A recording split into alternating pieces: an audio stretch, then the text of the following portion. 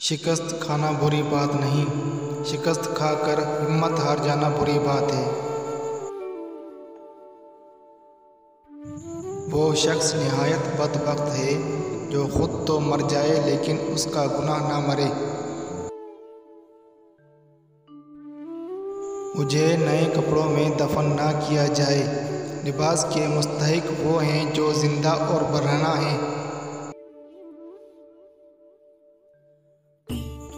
मैंने नमक भी छिड़क कर देखा ज़ख्मों पे, इतनी तकलीफ़ नहीं होती जितनी तेरी बेरुखी देती है।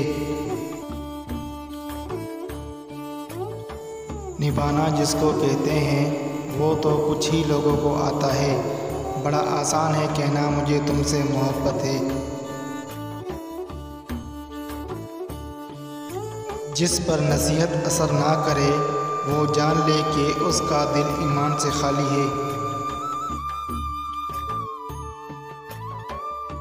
आँख दिल का दरवाज़ा है, आँख बंद कर लो तो तमाम आफतों से महफूज हो जाओगे।